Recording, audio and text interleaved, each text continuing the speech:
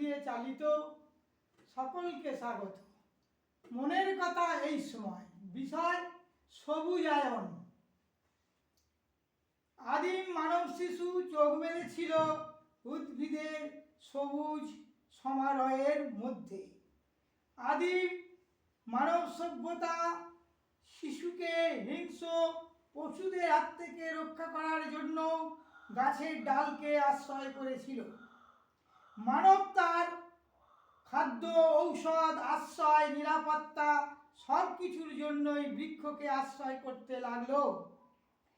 প্রাণী জগতের এই পরম উপকারী নীরব বন্ধুদের চিনতে তার দেরি হলো না। ইতিহাস তো তাই বলে।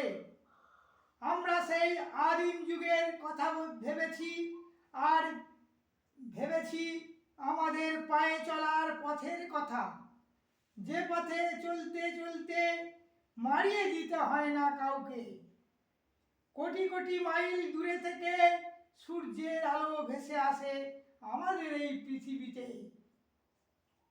সূর্যই এই পৃথিবীর যাবতীয় শক্তির উৎস এবং সবুজায়নী সেই শক্তিকে ধরে রাখে।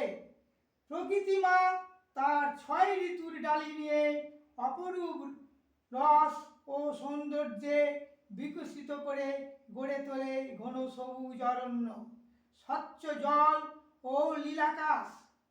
সবুজায়ন এই রকমই একটি পথ যা গড়ে মানুষের সুস্থ দেহ মন, হয় মানুষের বুদ্ধির বিকাশ, আর গড়ে ওঠে পৃথিবীর মুক্ত পরিবেশ মণ্ডল। তাই তো বলি, রবির আলোকে সৃষ্টির প্রথম বাণী তুমি।